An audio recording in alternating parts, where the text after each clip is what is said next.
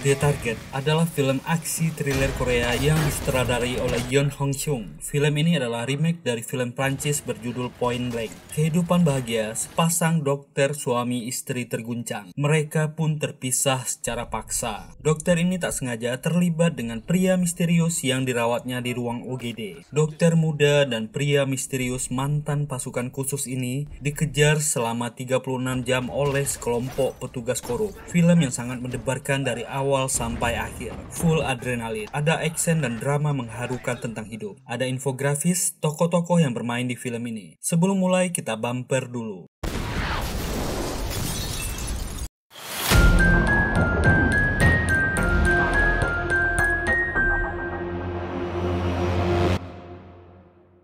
Dalam gelap malam, hujan turun deras. Seorang pria yang terluka tembak melarikan diri dari sebuah gedung. Dua orang pria bersenjata mengejarnya.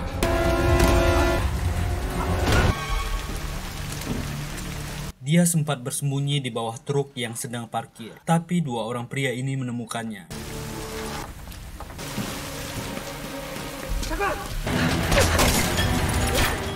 Pria ini mencoba lari ke arah jalan raya. Sebuah sedan melaju kencang menabraknya. Inilah The Target.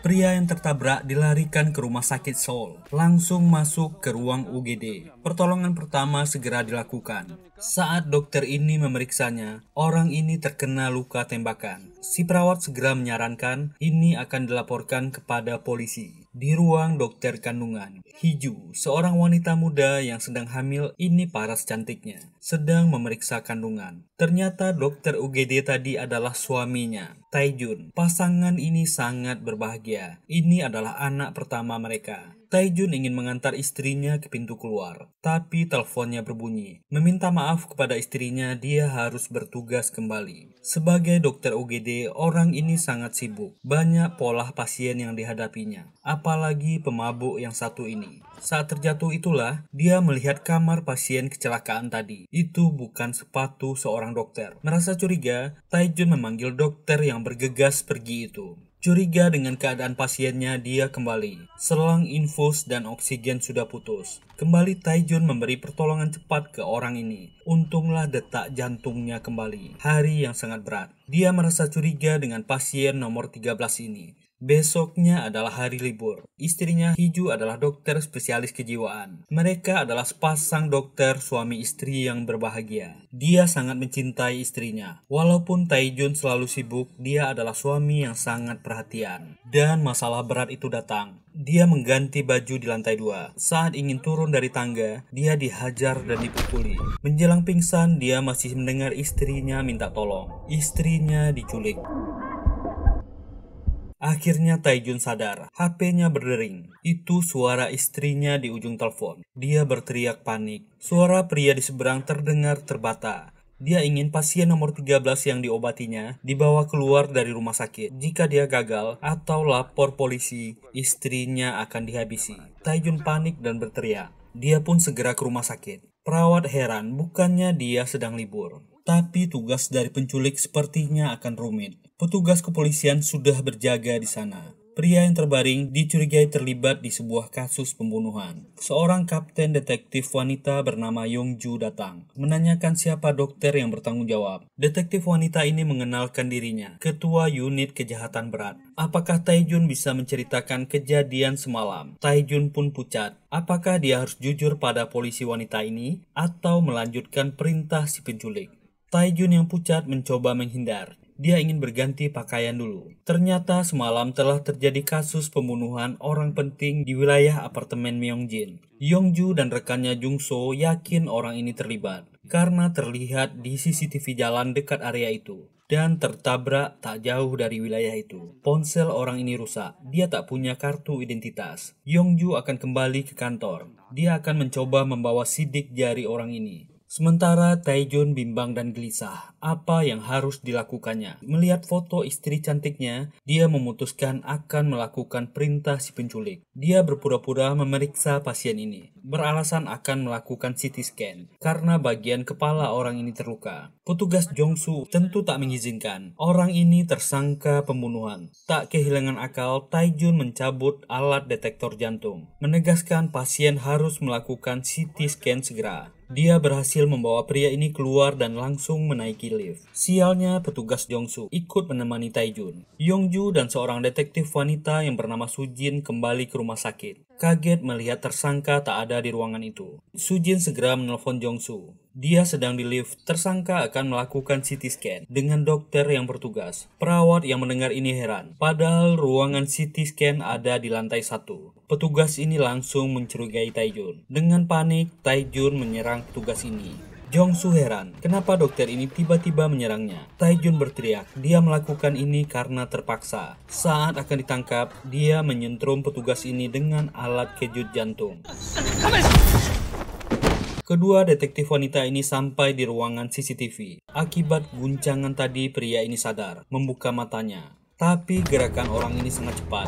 Semua peristiwa itu disaksikan di CCTV. Taejun berkata, tolong dia. Istrinya diculik gara-gara dirinya. Orang ini heran kenapa dia di sini. Taejun segera menjelaskan peristiwa tadi malam dan keadaan di sana. Petugas yang pingsan itu berkata dia adalah tersangka pembunuhan. Pria ini mulai mengerti situasinya. Dia membuat Taejun tak bisa bergerak. Dokter ini memohon ada orang yang menculik istrinya. Dia diperintahkan si penculik untuk membawanya keluar dari rumah sakit. Tapi pria ini tak memperdulikannya, meninggalkan Taejun yang berteriak marah. Sujin sampai di lantai atas. Dia terlambat. Si dokter dan tersangka sudah hilang. Dia hanya menemukan rekannya Jongsu yang pingsan. Sujin segera melaporkan situasinya kepada Kapten Yongju. Yongju mengecek lewat CCTV, menemukan lokasi tersangka. Dan Taejun juga melihat pria tadi sedang menyamar mendorong kursi roda. Taejun sekarang juga dikejar pihak kepolisian. Kapten Yongju menemukan pria ini, mencoba membekuknya. Pria ini bicara, dia bukan pelakunya, dia juga diburu orang. Dan gerakan orang ini sangat cepat, malah Kapten Yongju yang dilumpuhkan. Pria ini bergerak pergi dari sana. Seluruh tempat itu sudah dikepung para petugas keamanan dan polisi mencarinya. Pria ini bernama Baek Yohun, mencoba mencari jalan keluar dari rumah sakit ini. Orang ini sangat lincah dan ahli. Taejun melihat orang ini berlari melalui tiang-tiang di lantai 2 dan segera mengejarnya. Tapi dia kehilangan jejak Yohun. Beginilah keadaan Hiju yang sedang diculik. Dia masih baik-baik saja. Inilah pria yang menculiknya.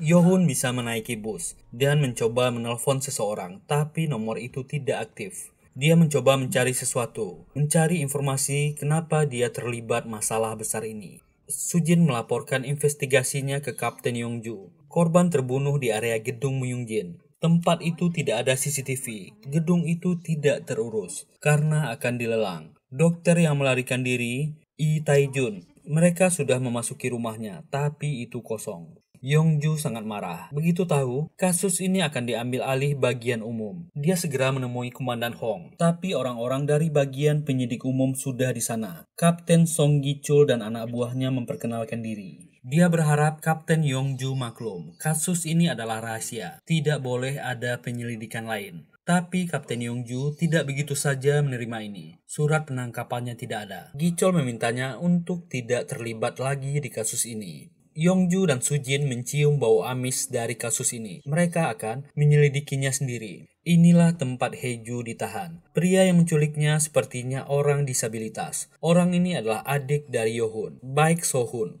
Yohun sampai di rumah, mencoba mengurai informasi tadi malam. Begitu dia menemukan korban, dia langsung ditembak. Mungkin untuk menghilangkan saksi. Di area TKP, Kapten Yongju tentu saja tak menerima kasus ini dibuang dari divisinya. Dia memaksa masuk ke TKP dan bertengkar dengan orang bagian umum. Dia menyelidiki sekitar TKP. Ada jejak darah yang mencurigakan. Sudah jelas ada baku tembak di sana. Ada bekas peluru dan bau mesiu. Sementara Taejun menunggu telepon dari penculik. Sohun memintanya di mana pria yang dibawanya keluar dari rumah sakit. Taejun beralasan pria itu tidak bisa dibawanya. Dia masih harus dirawat karena memakai alat bantu pernapasan. Orang ini mendesaknya. Secepatnya dia harus membawa pria itu kepadanya. Lokasinya Macenat Shopping Mall. Mereka akan bertemu siang ini. Dan Jongsu melaporkan identitas pria misterius. Dia adalah Bae Yo-hun, umur 40 tahun. Bekas pasukan khusus Cheolwon. Itu adalah pasukan paling elit di militer Korea. Setelah dia pensiun dini 10 tahun yang lalu, orang ini menjadi tentara bayaran di wilayah Asia Tenggara. Julukannya Elang. Yongju kaget, memberi instruksi, jangan sampai informasi itu didapatkan orang-orang penyidik bagian umum. Orang yang mereka kejar bukanlah orang biasa. Kembali ke tempat Yo-hun, tiba-tiba anjingnya menyala. Dia segera bersembunyi di ventilasi. Salah satunya berkata ini adalah rumah Bae So-hun. Orang yang mereka kejar pasti punya hubungan dengan So-hun. Kedua orang ini adalah penembaknya tadi malam. Mereka membongkar-bongkar dan mencari sesuatu. Tiba-tiba mereka ingin bergerak. Karena Baek So-hun mengaktifkan HP-nya, lokasinya diketahui. Kedua orang ini langsung bergerak. Yo-hun segera bergegas mengikuti kedua orang ini. Dengan sebuah bola saja, dia bisa mencuri mobil. Orang ini profesional. Di Macenat Plaza, Taejun dengan panik menghubungi penculik istrinya. Orang ini tiba-tiba memutuskan telepon. Sementara kedua orang suruhan ini bergerak menuju lokasi. Yo-hun mengikutinya dari belakang. Dan tiba-tiba, So-hun sudah di belakang Taejun. Dia mengancam di mana kakaknya. Bawa dia ke sana. Taejun jadi tahu hubungan kedua orang ini. Taejun mengulur waktu. Dia ingin bertemu istrinya dulu. Dan Taejun pun mengejar So-hun yang melarikan diri. Kedua orang ini tiba. Melihat So-hun melarikan diri dan dikejar seseorang, mereka juga ikut mengejar.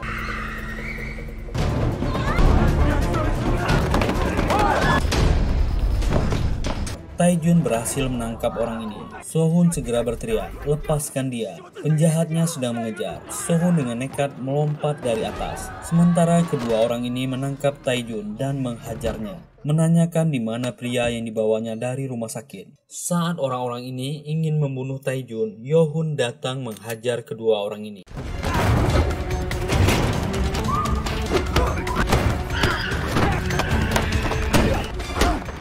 Lalu dia membebaskan Taejun, mengajaknya lari dari sana.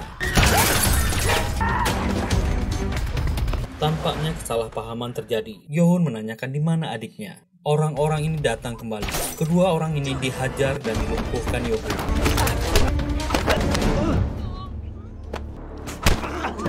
Dia ingin menginterogasi kedua orang ini, tapi mereka disaksikan banyak pengunjung. So-hun sampai ke tempat persembunyiannya. Dia menyaksikan wanita ini dalam kondisi kurang sehat. Dia segera menolongnya dan memberikan air minum. Hae-ju tahu orang ini tidak jahat. Dia tahu kondisi mental orang ini tidak baik. Dia yang dokter spesialis kejiwaan segera menenangkan So-hun. Dia bisa bercerita kepadanya apa yang terjadi. So-hun terbata-bata menceritakan tentang abangnya, tentang kejadian tadi malam, tentang mereka dikejar-kejar orang jahat. Yo-hun kembali ke Korea ketika ibu mereka meninggal. Dia meninggalkan pekerjaannya sebagai tentara bayaran karena dia tahu adiknya yang disabilitas tidak mungkin untuk tinggal sendiri. Dia sangat menyayangi adiknya ini. Cuma dia keluarga satu-satunya. So-hun bekerja sebagai kurir untuk seseorang. Yo-hun juga tak tahu untuk siapa adiknya bekerja. Dia cuma tahu adiknya dibayar per bulan untuk beberapa pekerjaan mengantar dokumen.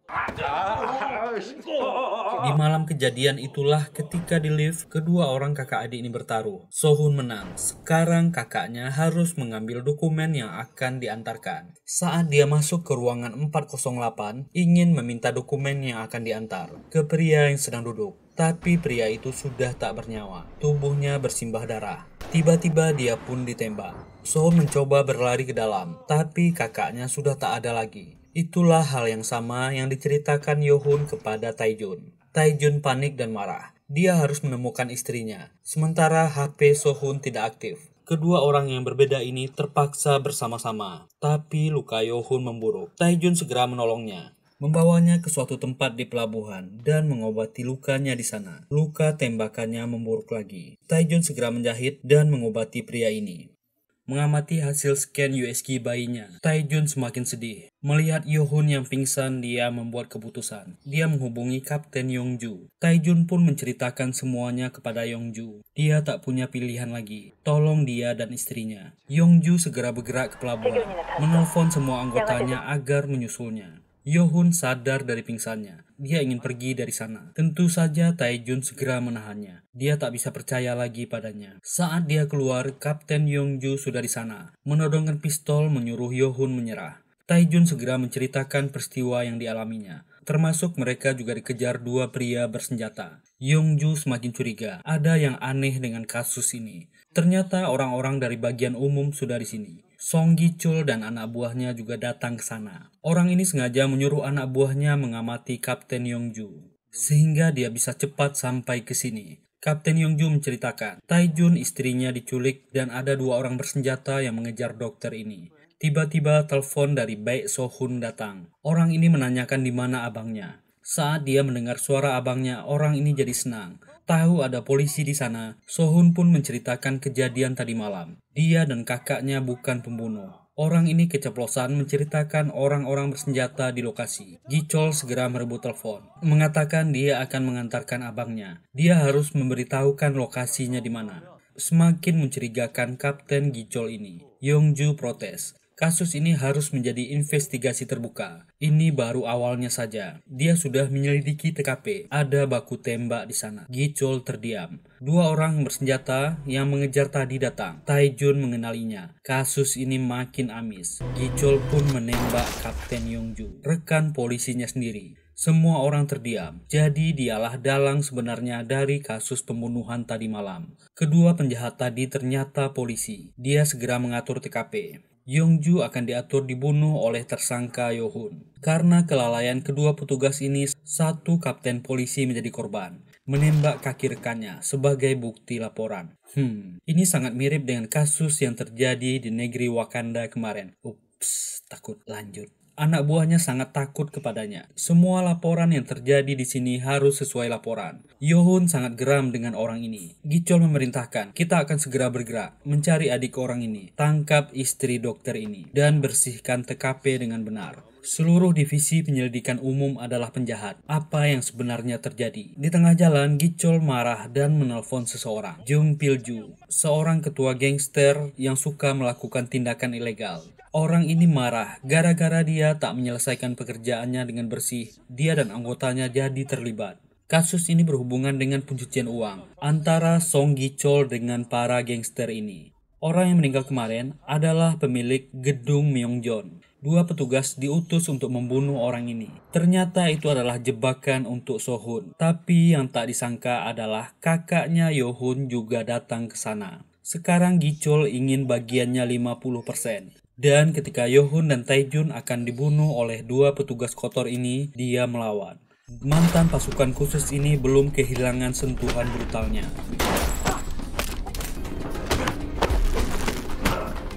Mengancam orang ini, kemana mereka akan menjemput adiknya. Disiksa secara brutal, orang ini terpaksa membuka mulutnya. Taman hiburan lama Mangwodong. Saking emosinya, Yohun hampir saja menghabisi petugas ini. Taejun menghentikannya. Dia tak boleh membunuh.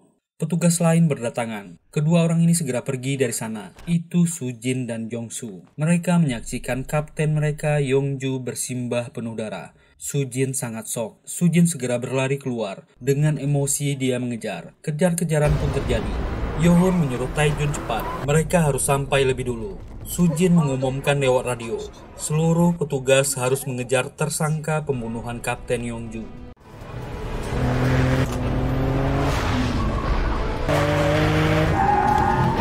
Yohun membantu Taejun yang mengemudi ragu-ragu. Di sebuah tempat alat berat, kedua orang ini berhasil meloloskan diri.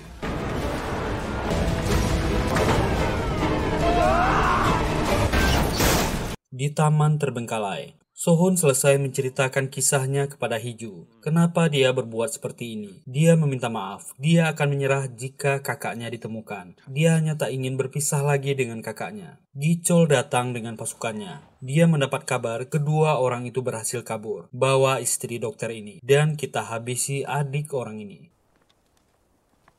Heju menanyakan suaminya. Gichol menjawab suaminya baik-baik saja. Dia di kantor polisi menunggunya. Dua detektif ini akan membawanya. Dan Gichol pun membawa So-hun ke tempat lain. Heju sempat curiga, kenapa So-hun tidak dibawa bersama dengannya. So-hun dibawa ke bagian lain taman itu. Ternyata So-hun lah yang bekerja dengan gangster Jang Pil-ju untuk mengantarkan dokumen dan menjebaknya sebagai pelaku pembunuhan. Yang tak disangka orang ini membawa kakaknya Yo-hun. Gichol sangat emosi dan menyiksa So-hun dengan kejam. Tae-jun dan Yo-hun sampai di sana. Mereka sudah terlambat. Mereka hanya menemukan tubuh penuh darah So-hun. Keadaannya sekarat. Dia meminta maaf kepada kakaknya. Dia memberitahu, kakak wanita dibawa pergi orang-orang jahat. Kakak wanita sangat baik padanya. Dia meminta kakaknya menyelamatkan kakak wanita itu. Tae-jun dan Yo-hun menangis mendengar itu. Dan So-hun pun menghembuskan nafas terakhirnya di pangkuan abangnya. Mayat So-hun dibawa ambulan dan petugas. Kedua orang ini cuma bisa melihat dari kejauhan. Sekarang mereka akan menyusun rencana untuk menyelamatkan istri Tae-jun dan mencari tahu kenapa So-hun harus dihabisi. Orang-orang ini telah berurusan dengan orang yang salah. Mereka tak sengaja melibatkan mantan pasukan khusus.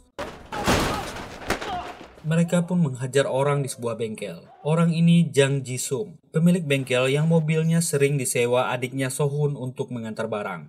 Orang ini pun menceritakan semua yang dia tahu. So-hun bekerja untuk orang yang bernama Jang Pil-ju. Dialah yang sering meminta So-hun mengantar barang. Dia tak tahu apa pekerjaan orang ini. Yang jelas anak buahnya banyak dan sering berganti-ganti mobil. Tae-jin ingin ikut ketika Yo-hun ingin menemui Pil-ju. Tapi pria ini menolaknya. Jika dia mati, setidaknya dia selamat. Jadi mereka tidak bisa berbuat macam-macam dengan istrinya. Tae-jun terpaksa menurut. Inilah markas kelompok Jang Pil-ju. Ketiga orang ini heran, ada orang yang tiba-tiba masuk dan mengunci pintu. Yo-hun bergerak, menghajar seluruh gangster lantai demi lantai.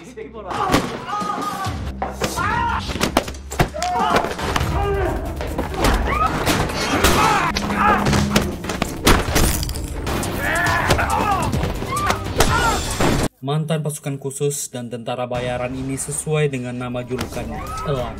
Dia cepat dan ganas.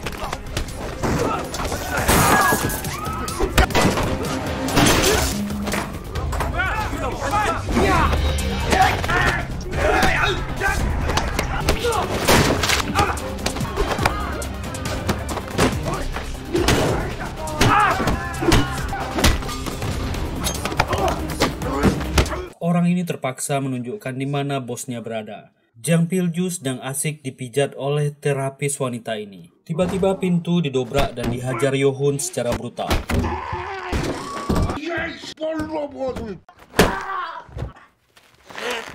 Yo-hun bertanya, apakah dia yang memberi tugas kepada adiknya? Sekarang dia ingin tahu siapa polisi itu. Semuanya. Bos gangster ini mengakui semua yang dia tahu. Orang itu Song Gichol, ketua tim penyidik umum, dan menceritakan bagaimana gangster sepertinya bisa bekerja sama dengan petugas. Dia mengaku So-hun awalnya ingin dijadikan kambing hitam. Gichol lah dalang semua operasi pencucian uang yang dilakukan kelompoknya. Yo-hun kembali menghajar orang ini, meminta semua data rekening bank dan pembukuan. Awalnya orang ini menolak.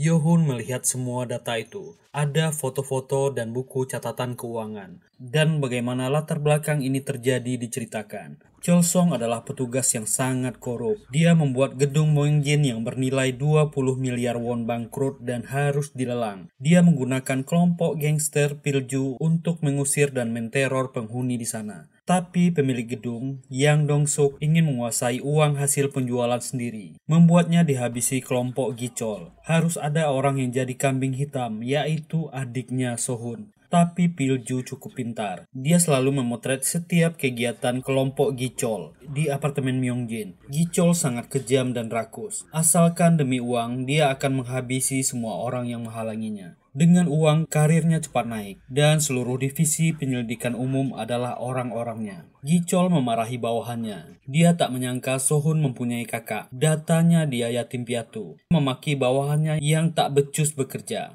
Kasus ini menjadi semakin besar sekarang. Dia memerintahkan bawahannya untuk memanggil reporter. Dia akan membuat Taejun dan istrinya menjadi tersangka baru kasus ini. Di bengkel, Taejun melihat berita bahwa dia dan istrinya membantu tersangka pembunuhan Kapten Yongju. Taejun geram melihat berita itu. Apa yang harus dia lakukan? Di kantor kepolisian, Sujin dan Jongsu sedang mengemasi barang-barang Kapten Yongju. Dia masih terpukul atas kematian kaptennya. Tiba-tiba telepon masuk yang ingin bicara dengan Sujin. Itu adalah Taejun. Dia mengatakan semuanya kepada Sujin. Dia mempunyai bukti bahwa mereka berdua bukan pelakunya. Dan Taejun secara mengejutkan menyerahkan diri. Yohun kembali ke bengkel Jisung. Dia marah mendengar Taehun pergi sendiri, menyerahkan diri ke kantor polisi. Yohun terpaksa mengubah rencananya. Dia punya semua barang bukti sekarang. Taejun sedang diinterogasi detektif wanita Sujin. Bukti yang dia lewatkan adalah pulpen perekam suara milik Kapten Yongju. Itu menyala ketika dia terbunuh. Sujin kaget.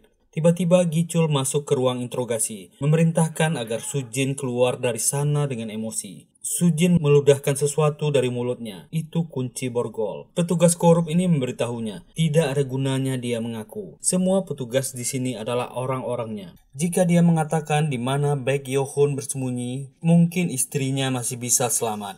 Taejun menolaknya. Dia tak akan berani menembaknya di sini.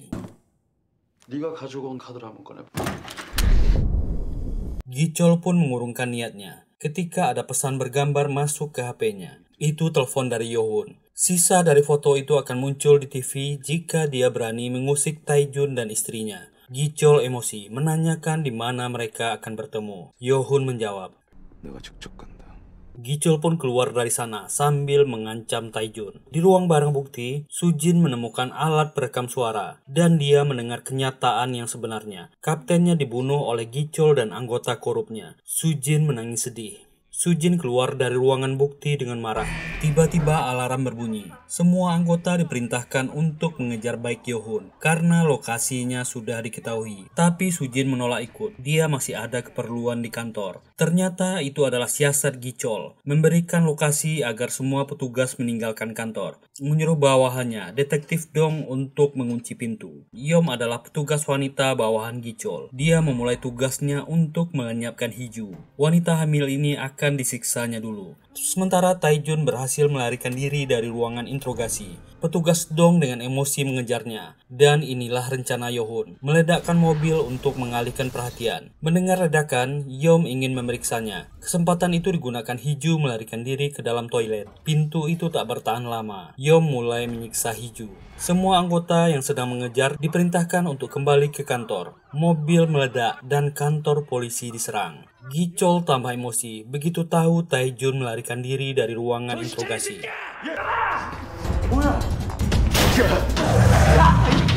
Dengan kecepatan maksimal, mobil Yohun masuk ke dalam kantor.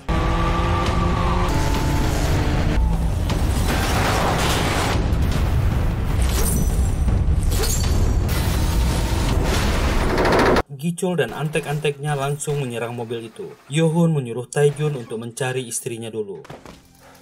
Begitu Taejun keluar, Yohun segera menutup pintu besi. Dia akan membalaskan dendamnya sendiri. Foto-foto bukti dan dokumen lainnya sengaja dibiarkan berserakan. Jongsu dan petugas lainnya menemukan bukti. Barulah mereka sadar, penjahat yang mereka cari adalah Komandan Divisi Umum, Song Gichol. Beberapa petugas anak buah Gichol memulai pertarungannya dengan Yohun. Pria ini membereskan petugas korup ini satu demi satu.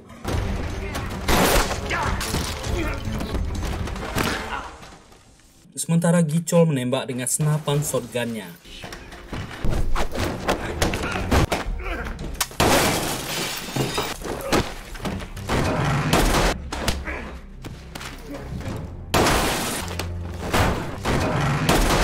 Di dalam toilet, petugas wanita ini memulai skenarionya. Hiju akan digantung dan dituduhkan frustasi atas kelakuan suaminya. Taejun berteriak di luar, memanggil istrinya. Ternyata hiasan yang diberikannya inilah yang membantunya menemukan lokasi istrinya. Taejun melawan sekuat tenaga petugas wanita yang ingin membunuh istrinya ini. Berhasil menyelamatkan istrinya, tapi dia dipukuli. Untunglah Sujin datang dan menghajar Yom lalu membuatnya terkapar.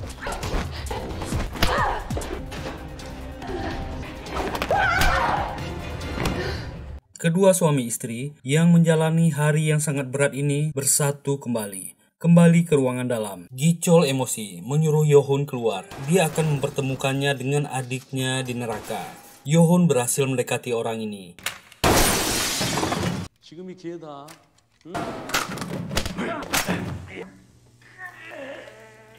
Tapi karena lukanya dia terpojok. Gichol meminta foto bukti kejahatannya. Dan Gichol pun makin panik. Pintu besi digedor. Para petugas di luar memanggilnya dengan marah. Dia tahu kejahatannya telah terbongkar. Pasukan khusus memang berbeda. Membalikkan situasi, dia menghajar petugas korup yang sangat jahat ini dengan penuh amarah.